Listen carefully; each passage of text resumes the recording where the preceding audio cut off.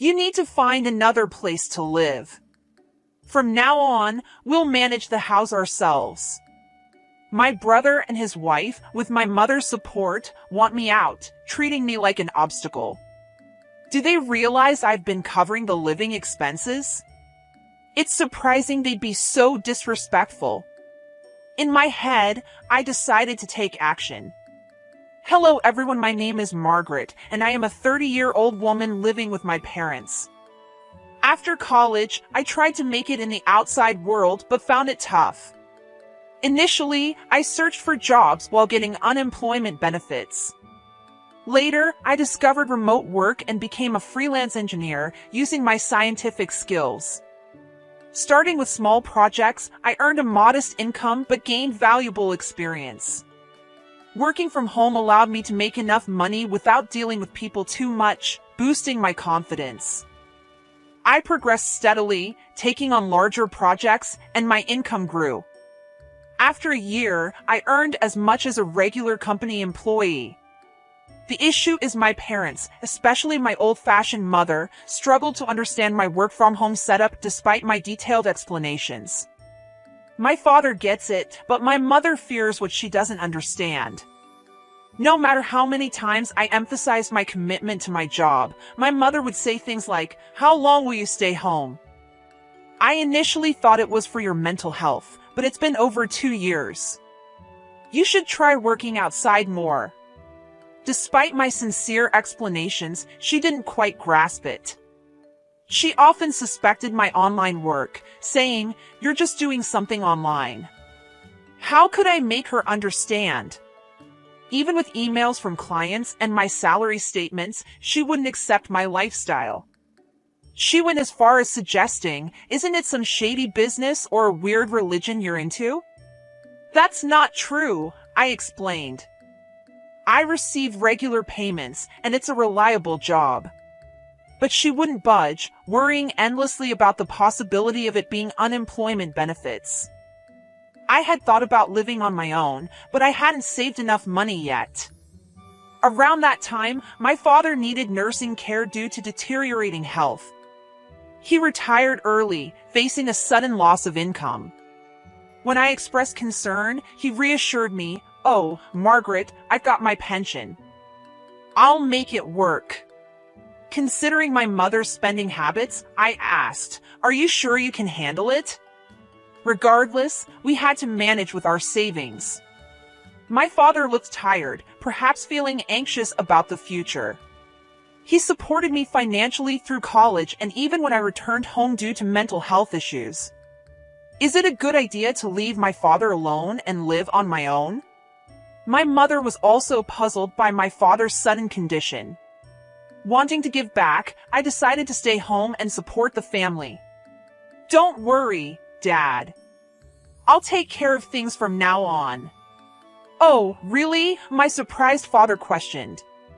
"But I can't imagine you have that much income." "Don't worry, Dad. My current income is stable." To reassure him, I showed my bank account information. Since my father always understood my situation, I believed he would be convinced. "Margaret, I didn't know you were so solid." "Yeah, my income has improved lately. Can you help us out a little?" "Of course. You've done so much for us, so I'll support you from now on." "Thank you, Margaret." This commitment led me to cover the living expenses, my father's medical bills, and other costs. Every month, I transferred a set amount to my father's bank account to assist with household expenses, creating a new main card for my mother and giving her a supplementary card as she had been using my father's credit card. Both my father and I saved money whenever possible, urging my mother to do the same. However, my mother, still suspicious about my support, suggested kicking me out of the house.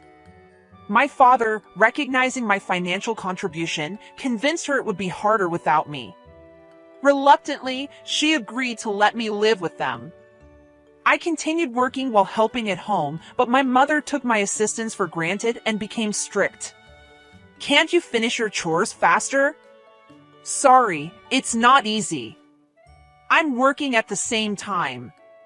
You keep saying that, but is it really that difficult? My mother didn't understand, and our relationship became increasingly strained. My father understood my efforts, and we lived this way for a year. However, after a year, he fell ill and had to be hospitalized. I visited him daily. "Hey, Dad, how are you today?" "Thank you, Margaret. It doesn't seem to be improving, but I hope it's less of a burden for you." Don't think that way. Taking care of you wasn't a burden.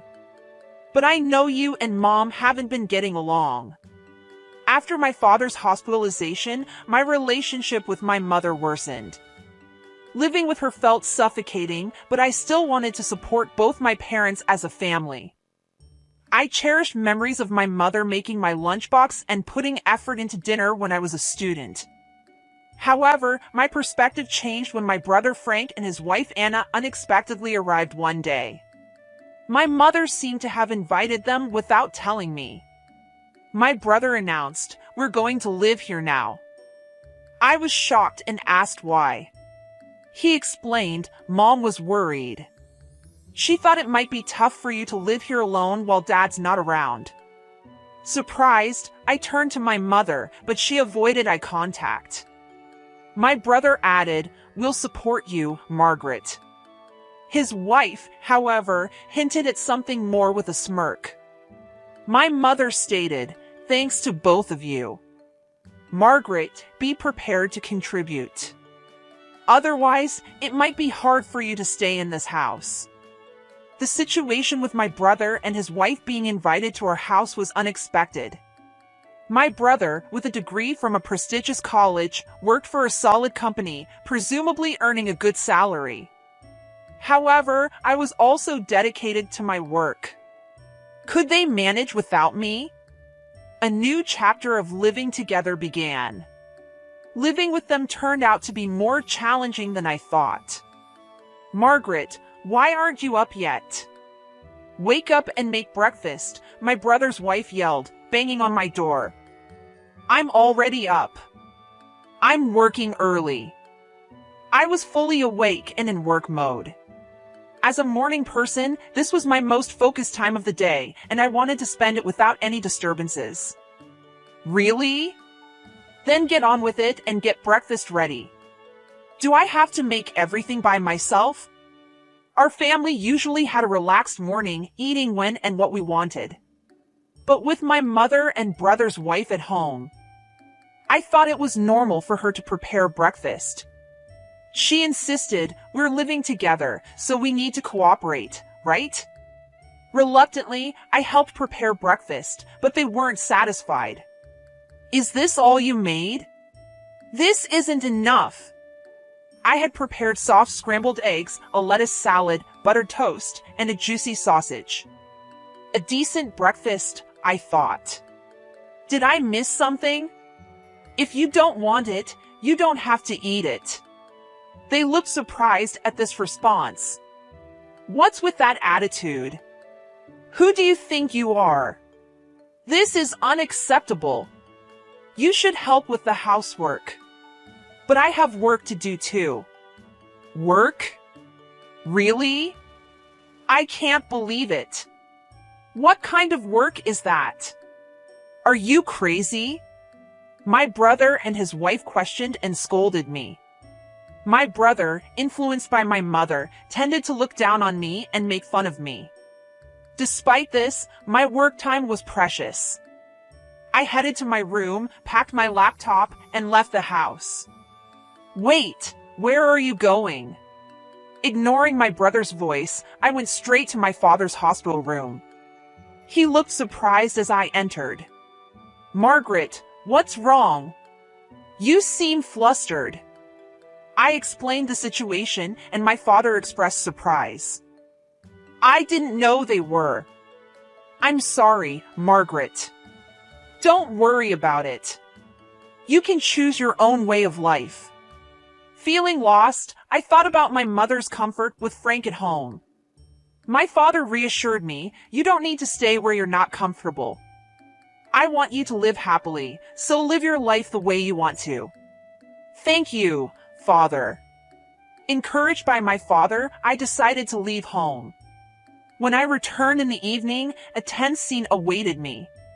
My mother, brother, and sister-in-law looked serious. Where were you? My brother demanded. Weren't you at work? I had to take the day off because of you. How could you take a day off for such a reason? Internally, I was surprised at how easily my brother took time off work. Wasn't that too irresponsible? Gradually, my brother and his wife's voices grew more heated. Get out of here, he declared. Why? I asked. Margaret, from now on, the three of us will live together. If you don't want to stay, please leave. We don't need your overbearing presence to support us. They attempted to kick me out of the house. Margaret, that's enough. You don't need to be here now that your father is gone. Strangely, my mother echoed my brother and his wife, treating me as a hindrance. Did she comprehend my financial contributions to the family, despite her monthly purchases of branded goods? What would she do when her allowance was reduced? I felt furious. No matter how many times I explained, my mother, brother, and sister-in-law ignored my story. It was getting unbearable, so I decided to employ a little trick. First, I transferred the money from the bank account linked to my mother's credit card to another account under my management. I hoped this would surprise her when she could no longer use her credit card.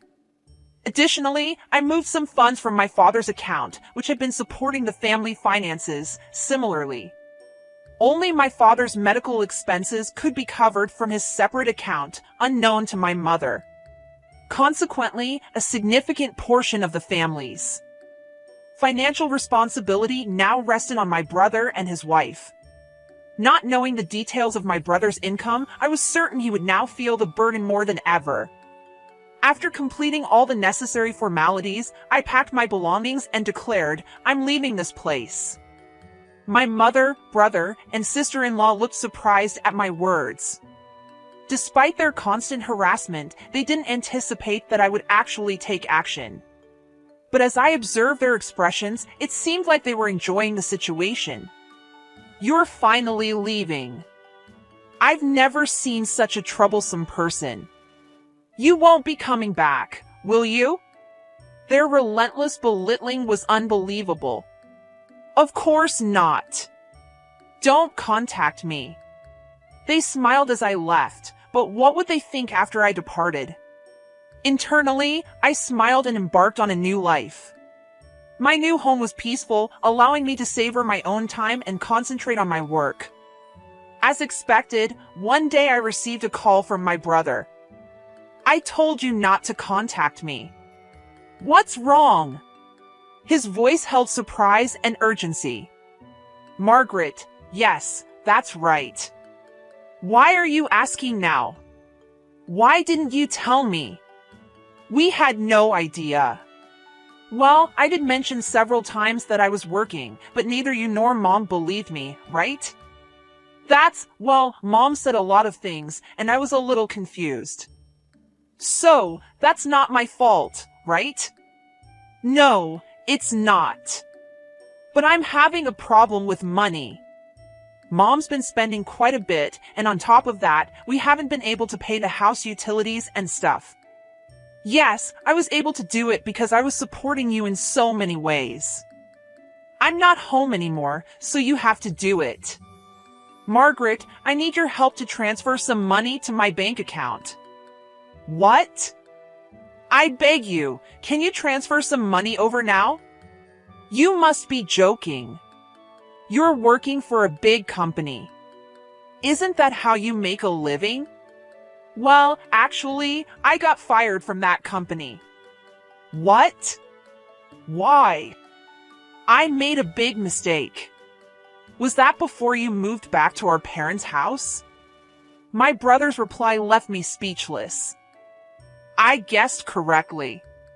My brother may have come back to our parents' house thinking that there was enough money in the house. He probably thought he would be able to get by with a solid pension coming in after my father retired. I wish to convey to my brother that I played a significant role in supporting the family finances, despite appearing idle. The thought of the surprise on his face when he discovered that I was the one maintaining the household finances, assuming they were stable, brought a certain amusement.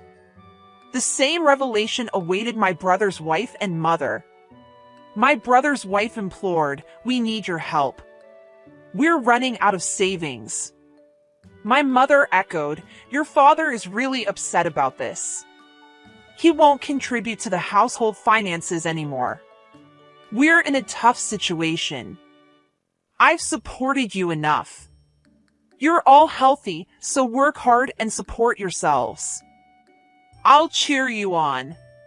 A frightened voice came through the phone. "Reflect on your actions. I'm hanging up now. Don't contact me." "But Margaret, wait a minute." I distanced myself from my brother, his wife, and my mother. My father felt unable to return to his life with my mother, seeking legal advice and relocating to a different place. Fortunately, I could visit him daily. A friend updated me on my brother's recent situation. He had moved to a small apartment, living a frugal life. My mother, accustomed to homemaking, struggled with her newfound job. My brother, with his college confidence, found it challenging to adapt to younger staff's opinions in his part-time job, resulting in short-lived employment. Among them, my brother's wife was the sole provider, working diligently to support the family finances. However, it seemed the pressure became too much, and she eventually departed. Now, my brother and mother are reportedly working hard together. Despite their efforts, my mother's tendency to overspend persists, and her debts continue to mount. I am concerned for her, but unfortunately, I can no longer offer assistance. I am currently putting in a lot of effort in a comfortable living space. My income is gradually increasing, and I'm contemplating trying something new. I aspire to visit my father daily and spend more time with him so that I can see their happiness.